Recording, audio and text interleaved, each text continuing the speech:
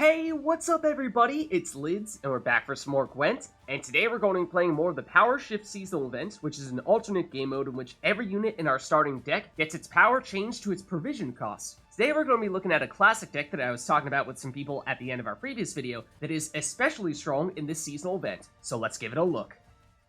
So today we're going to be playing a good old-fashioned Monsters Death Wish deck using Overwhelming Hunger. The key cards in this deck being Ruehin, which after getting consumed will summon itself from our graveyard back onto the playing field, and Dettlaff, who does more or less the same thing, just has a limited number of times in which we can do that. And the reason why these cards are so big in the seasonal event is because they cost 11 and 10 provisions respectively, meaning that they will have 11 and 10 power. So being able to consume and resummon those every turn can give us a ton of points. Other than that, we have the monster scenario Haunt, which will trigger every time we play a Death Wish unit, which we can combine with Weavess Incantation, because when we have her down in the range row, we will trigger those Death Wish abilities when we play the unit, and of course when the unit gets destroyed as well. So that's the general idea of the deck, but now I'll flip through everything just to show you what else we have.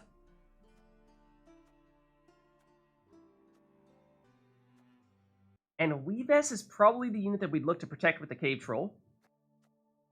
And we have several Death Wish units that spawn 1 power units either on our side or even our opponent's side, and so Glustyworp is here as a finisher to destroy all those units and get boosted in the process. This is probably a card that we want to play in the same round as Haunt and Weavess in order to get the maximum benefit out of it.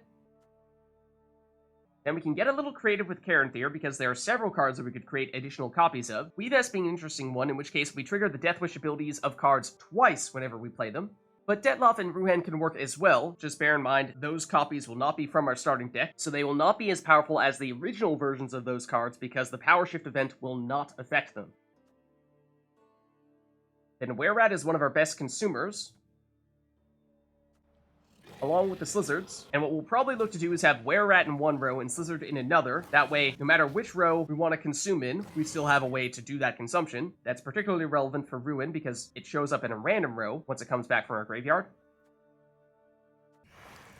And the Noonwraith is not one of our better cards in terms of points because it actually is weaker in this seasonal event, but because it is a Death Wish unit, it can trigger Haunts, and it does have the potential to spawn 1 power rats on the opposing side, so it can set up Glustyworp as well. And if we're feeling really ambitious and say we have 2 Weavesses, then we can flood our opponent's rows with a bunch of 1 power rats and potentially fill their entire rows so that they don't have any room to play additional units. Then Archspore is here for thinning, and the hybrid will get boosted as we do some of this consumption, and the Nightwraith can also set up Glusty. So there's a look at the deck, and overall the theme is very simple. Play Death Wish units and consume them. Ideally using Weavess, Haunt, and Glusty in round 1, and then Dettlaff and Ruehin in round 3. So without further ado, let's go try it out. Alright, so going against Syndicate here, and they'll go first. Alright, so our starting hand is not terribly inspiring here. We have Ruehin, and that's about it. Everything else is basically just a Death Wish unit or a unit that gets boosted when we consume units. So let's try dumping a Noonwraith. And I mean, Rotfiend is maybe a little bit better. Maybe we get rid of a Nightwraith as well. And Glusty, you know, we could get some 1 power units out there. So there's at least a chance of making that work. Though in that case, we actually would have preferred to have kept the Nightwraith. Okay, they're going with Portal first. And they're going to use that to get some monies from the tax collectors. So I think what we want to do here is probably go with the Slyzard. And then we probably try to get a hybrid out next, and then we have tons of options for what we want to consume after that. Okay, they're going with Furco, so they'll get a crime out of their deck. And that crime is Nilfgaard Justice. They'll get another dwarf out here. But they didn't get an additional dwarf or crown splitter from their deck, so I guess they didn't have any. That's a little strange. Either way, let's go with the hybrid next.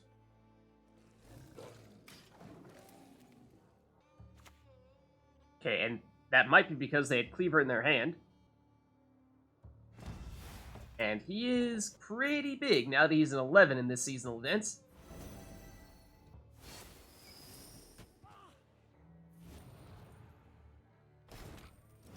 Okay, and then they do also get their second tax collector out with their portal. And we had a very weak hand here, and after they played Cleaver, it looks like our chances in round 1 are quite low. So I think more than anything, we're just looking to save some of our bigger units and keep this round as short as possible. Let's go with something like Archspore here, because if we consume that, Then we can get the other one out from our deck, like so. And that gives us some thinning. Okay, then they go Tunnel Drill. So yeah, this is the classic, really strong setup with Tunnel Drill. I'm a little surprised that they went for this in round 1, though, rather than saving it for round 3. And they do choose to get rid of our Slyzard, and that was our primary source of consumption. Only other way we could destroy units would be using our leader ability. But I think more than anything, we just want to get out of this round as quickly as possible, because this is more or less the worst possible situation we could have found ourselves in. In some ways, might be a good thing, though, that they use some of their best cards in round 1, because we could continue to throw away 4 provision cost units. But I think we're going to take a little bit of a risk here, and pass early. Means that round 2 will definitely be on the longer side, but of course our hand can't really be any worse than it just was in round 1. So they'll pass as well, and take that round 1 victory. But at least we got rid of Cleaver. Alright, well, we drew into another Slyzard, so that's helpful. We drew into a Cave Troll as well, also helpful. And Noonwraith can be a way to set up Glustyworp. I think we actually look to swap out the Harpy Egg here. And we get another Noonwraith. Not necessarily sure we want that many Noonwraiths, so we'll swap you out, and we get Oneiromancy. That's definitely great. So this will be interesting. We have played one fewer card than our opponent. They actually drive past. They could have thrown away a couple cards if they wanted to. But this is a great opportunity for us to get rid of some of the weak cards that are still hanging out in our hand. And Noonwraith usually is at the top of that list, so I think we probably play it here. And although that's all we need to play in round 2, we probably would like to make some space for some of our bigger cards we don't yet have in our hand. Things like Weavess, Caranthir, and Dettlaff, or even Haunt. So for those reasons, why don't we go Oneiromancy, because we'll of course get an Echoed copy in round 3, and use that to play our other Noonwraith. And then possibly even our hybrid. This, of course, can get boosted a reasonable amount after we do all of our consumption, but we probably would still prefer that we get some of our much bigger gold units instead. So let's make room for those by playing this. And that will be the last card that we play in round 2.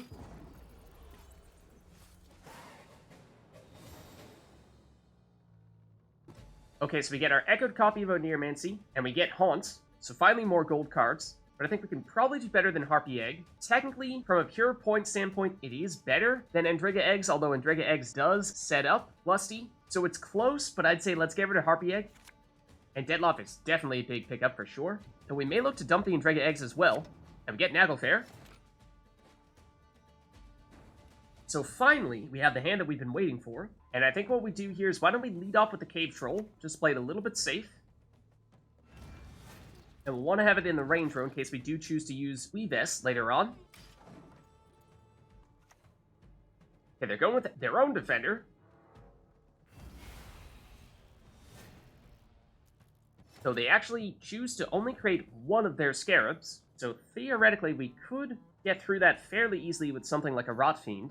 So if we really wanted to, we could get especially aggressive here, play a Rotfiend, use our leader ability, and there's a 50-50 chance that we get rid of the defender. But at least for maximizing our own points, the preferable play would probably be to go with Haunt here. That was initially going to be my plan, so let's stick with that. Okay, and they're going with the Cut Up Lackey. So that'll give them some damage. But now let's start triggering Haunt by playing Ruehin, because we want to get this started as soon as possible. That'll give us a Barghest, and I think we want to split our units a little bit between rows here. The Barghest is one of our cards that's going to get quite big, potentially. Ruehin does come back in that melee row, which is significant because, of course, our Slyzard can only consume on whichever row we end up playing it in. So we want to be mindful of where we're playing our consumers. And then Congregation, giving them some Firesworn units. And so before we start playing additional Deathwish units, let's use Naglfar here to see if we can happen to get Weavess to make them especially powerful. And we do get her, so that's big. So that will double trigger our Deathwish units later on, but let's consume Ruehin for now. And you could have even made the case for using Caranthir. Potentially make a second copy of Dettlaff. That would also have been great. It's mostly a matter of, do you prefer getting even more value out of our biggest cards, or trying to spread out the value a little bit more amongst our little ones? And they do have Senior here, And it did seem like they were going to go that route once they started playing those cut-ups. So they have lots of damage now. But so do we.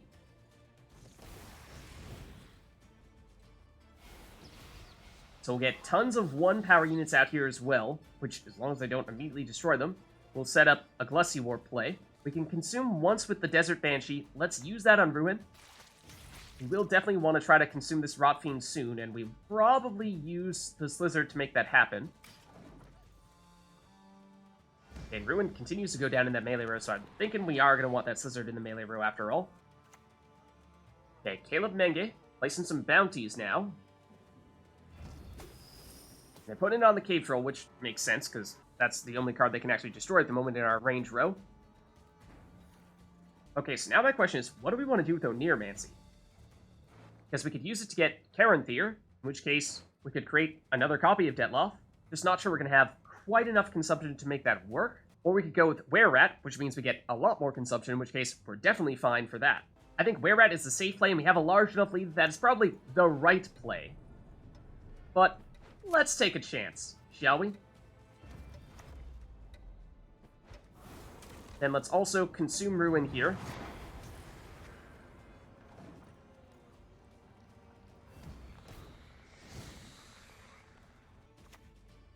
Okay, Hysteria. So now they're going to start dealing a lot of damage to this Cave Troll. And to random units, although it actually helped us get Dettlaff out there.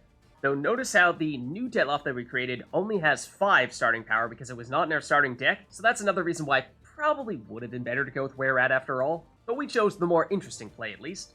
But either way, I think we definitely need to get more consumers out there. So we're looking to put the Slyzard in the melee row, as we have this Rotfiend, Ruehin, and Dettlaff, all of which are cards that we want to end up consuming. And I don't think we're going to have time to get all of them, so we'll have to prioritize. But let's go with the Slyzard now. And we may even want to use our leader ability to consume Ruehin now. There is a non-zero chance that it ends up in the range row, which would be unfortunate, because then we wouldn't have any room to consume it again. No, we do get it back in the melee row. That's great. Because, yeah, we have the Slyzard to consume in the melee row, but we are now out of leader abilities, so we can't consume anything in the range row anymore. Okay, Hysteria. And they lost connection for a second there, but they, as you probably can imagine, hit the Cave Troll with it. Okay, now they're placing a bounty on Caranthir. Actually moved it off of the Cave Troll. And if we really wanted to, we could use Glustyworp to destroy the Cave Troll, along with these rats and their defender, to get boosted in the process, because the number of 1 power units is starting to dwindle, and we'd like to get Dettlaff out there in the melee row to consume him, but then again, we have so many cards that we're trying to consume this melee row, and not enough consumers, so that's probably not going to end up happening either way. So I think it may actually be best for us to go this route here to maximize the points from Glustyworp. So down goes our defender, but down goes theirs as well. Let's make sure that we consume, I think Ruehin is probably still best, because that's 11 points, whereas anything else is 5 or less, and it keeps on going the melee row. That is great. Now, Witch Hunter Executioner. That can give them some more damage.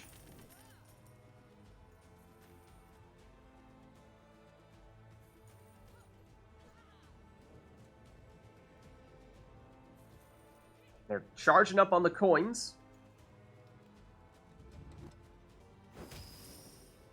And it looks like they're going to use that to try to get rid of Caranthir, to trigger that bounty. Which it looks like they'll have enough coins to do. And in doing so, they will get more coins back. So here you see the combo they're looking for. They place the bounty with Caleb, they destroy units with their Executioner, and then they just rinse and repeat. But they have a lot of ground to make up here, and not a lot of time to make it up. So I think what we do here is, once again, we will continue to consume Ruehin. And I think we do play the Rotfiend here to try to deal some damage and hopefully get rid of one of their lackeys. And again, Dettlaff, we'd like to consume him, but we have far more things to consume than we have consumers, so I think we're just going to have to play him last. So let's go Rotfiend here. And Ruehin continues to go in the melee row, and that's part of the reason why we have not felt the need to play Dettlaff, because Ruehin is filling that role, and he's slightly better at it than Dettlaff. Okay, so now they're going for the Rotfiend, and of course, if they do get rid of it, it will deal some damage to them. So that's part of the problem, is they may be able to deal a lot of damage to us, but with so many Death Wish units, It's not without cost, and they do lose one of their lackeys there. Now they're going with the Witchfinder. I'm surprised they didn't play this earlier. Okay, now the bounty goes on the Slyzard, and that's a difficult one to get rid of unless they have some automatic tall removal. And our last card is, of course, Dettlaff. We'll play him in the range row, just to split ourselves out a little bit here. But then we'll consume Ruehin. I think it's still the best option here. He'll come back somewhere. Doesn't really matter here. It shows the right time to show up in the range row, because, of course, we played every card. No more consumption to be had, but we have over a 100-point lead here. So I'm thinking something like Yurden is probably the only thing that would pose much of a threat here. But they may even be Devotion. Yeah, they'll destroy unit with a bounty. That will get rid of the Slyzard.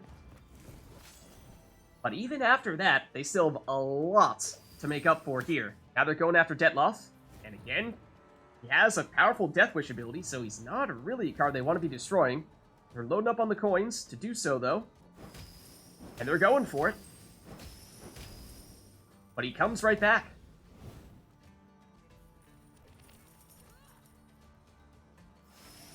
Now they'll go for Glusty, or just throw some bleeds around on as many targets as possible.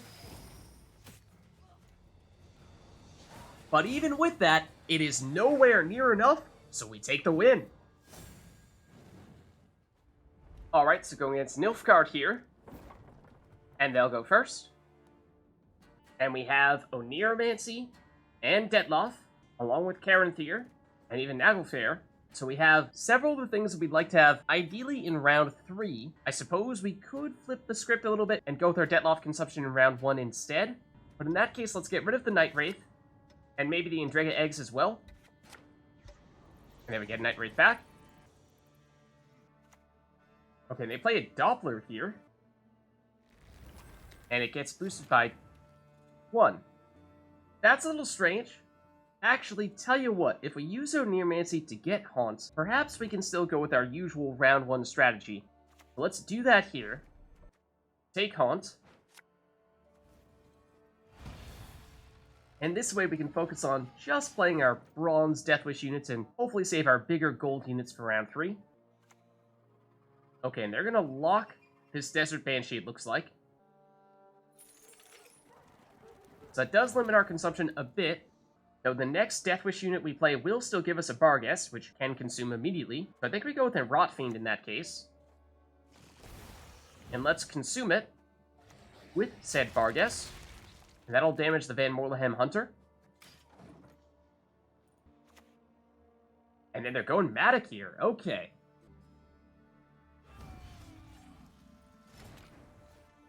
So he, of course, has 10 power in this seasonal event, making him significantly stronger than usual. I think we go with the Harpy Egg here, which will trigger the last round of Haunts. I'm going to deliberately load up in one row here. Let's consume the Harpy Egg. And that way we're hoping that Madoc hits this melee row, and therefore his damage does nothing to us. But we are not so lucky, as it turns out. He does hit the range row. And now they're going to banish the Desert Banshee, and, of course, in playing that card, get Madoc back. And you do have to wonder, since they're Nilfgaard, are they going to have Letho Kingslayer transform into a second Madoc? Fortunately, the damage did get rid of one of our Deathwish units and spawn in additional rats. And so we're all out of Haunt chapters at this stage. Our Deathwish units are not nearly as strong as they once were. But let's go for an Archspore here. And if we do have more consumption, then we can at least get a little bit more thinning as well from that. And they'll go Artorias Vigo here. And with him, they'll create a spotter. And that, got boosted by Weavess, and that makes it quite strong. And once again, Madoc does hit the correct row, unfortunately.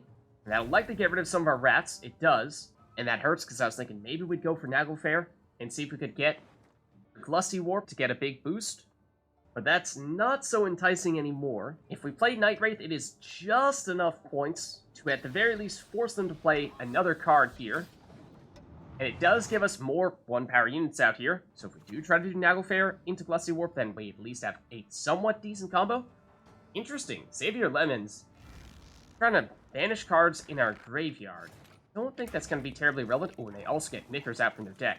But yeah, no intention to play anything out of our graveyard, so that shouldn't be much of a problem. And I think it's going to be pretty hard for us to catch up to them at this stage, unless we invest big time in using something like Dettlaff plus leader abilities.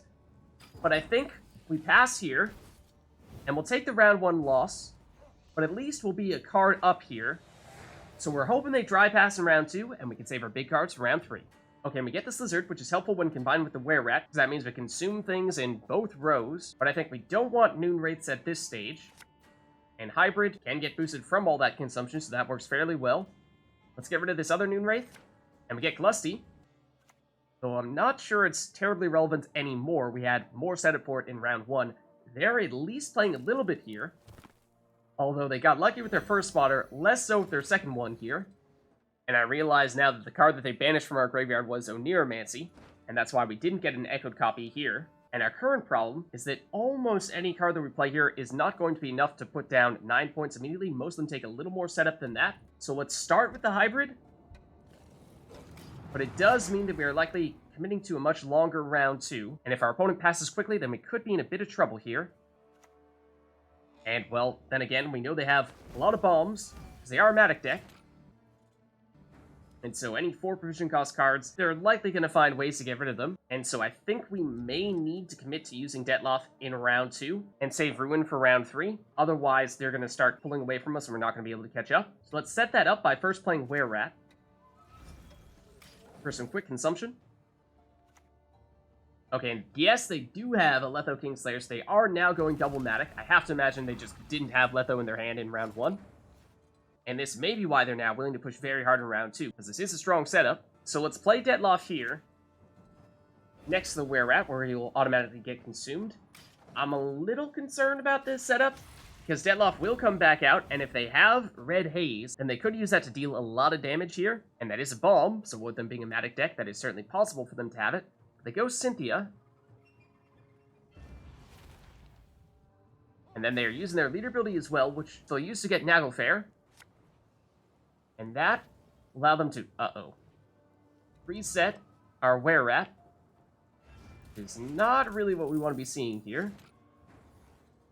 And we are also very quickly running out of units that we'd like to play. Don't really need the additional consumption from the Slyzard. Caranthir, we would ideally save to create another Ruehin, or even Weavess in round 3. And then we'd likely end up getting one of those cards with Naglfar, and there's no 1-power units for Glusty to destroy. So I think we do go with Naglfar after all. And let's go with the Cave Troll, just to make it a little bit harder for them to disrupt what we have going on here.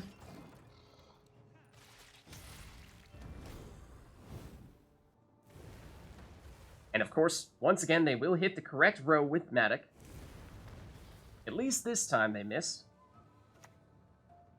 And now, well, of course they can Purify our Defender.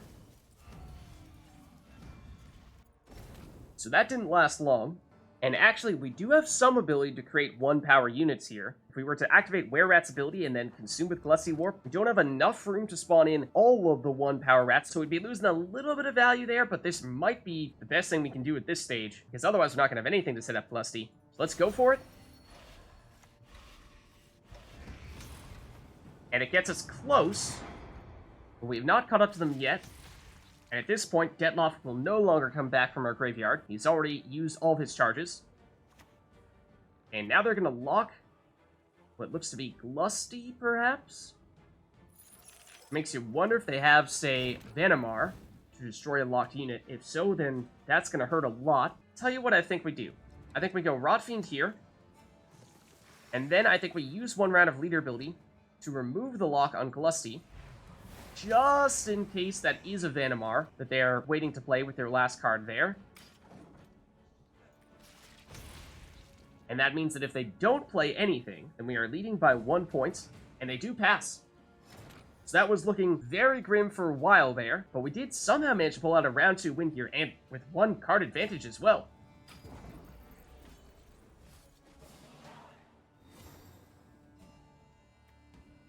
Okay, so we draw into Weavess and the Guardian, which they put at the top of our deck, so we definitely want to get rid of that.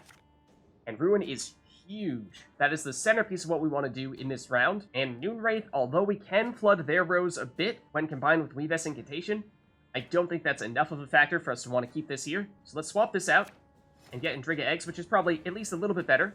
And so now our big question is, what do we choose to create additional copies of with Caranthir? We could create another Weavess, in which case we could double trigger our Death Wishes. That's mostly just relevant for the Endrega Eggs, though. We could create another Ruehin, although we may not have enough consumption for that to work all that well. Or we can go with a second Slyzard, which actually might be the best play here, because remember, the Slyzard can only consume things that are on the same row as it. And so if our Slyzard ends up in one row and Ruehin randomly shows up in another, then we're in serious trouble. So I think we try that out here.